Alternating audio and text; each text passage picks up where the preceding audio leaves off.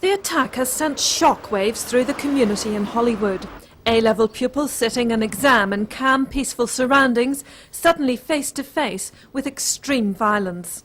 It was at 11:30 this morning that a man wearing a boiler suit walked into the assembly hall where French and technology exams were in progress. With a makeshift flamethrower, he torched the front row of children. He lit a lighter and then it was obviously flammable liquid in the canister, and he was just spreading it everywhere, and there was people on fire and everybody was just clambering for the door. Were you actually in the room at the time? Yeah, I was near the back of the room. So terrifying. It was quite bad. Yeah. What was it like in the room? What was the scene? It was just complete blind panic. Everybody was just scrambling for the door. There was like a fireball came down the room and nobody seemed to be able to see anything. And there were people who had clothes on fire and so on. There was friends of mine who were injured quite badly. So what did people do once they realised that people had been hurt?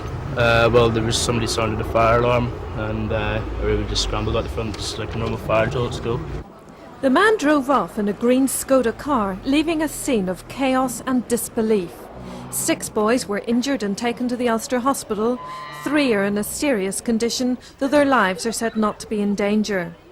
As the news spread, parents arrived at the school gates, anxiety stamped on their faces, almost not daring to ask if their children were among those hurt. A few children left the school in tears with their parents, but the majority stayed in class, with the school trying to maintain some semblance of normality, and a GCSE exam went ahead. I think that everybody in the school community is absolutely stunned by it. It's not something that you ever think in your wildest dreams could possibly happen. It's not something you can anticipate. It's not something you can prepare for.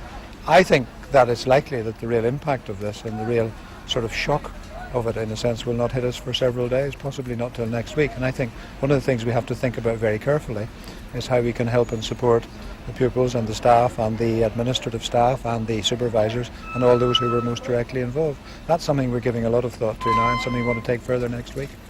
What has been the feeling in the school today? I think absolute shock, a kind of numb shock. It's unbelievable. To me, frankly, now, it feels like a dream, and a very bad dream. And what's the condition of your son? Oh, he's okay. He's just a little bit shocked, and he has cuts to his hands. And what's your view as a parent of something like this happening in a school in Well, Hollywood? it's a great shock, obviously. I mean, there have been some stories recently of people getting into schools in Great Britain, but you know, as was said on those occasions, you know, what can schools do to give 100% protection? It's understood the man who carried out this attack was a 40-year-old former pupil of the school. But what the reason behind it was, or what grudge he held, remains a mystery. In fact, by the time school ended, police were already on the trail of a suspect, and late this afternoon they identified him and warned the public not to approach him. There is certainly an individual that we seek to eliminate from our inquiries into this dreadful incident. He's a man with the name of Garnet Stephen Seabrook Bell. He's approximately 46 years and he lives in the Hollywood Road area of Belfast. He's approximately 5'6" tall, with short brown hair, and he usually wears round, brown-rimmed, thin glasses.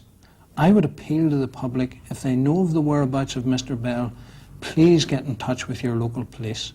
I would appeal to Mr. Bell, if he hears this, please also come to us and help us with our inquiries into this incident.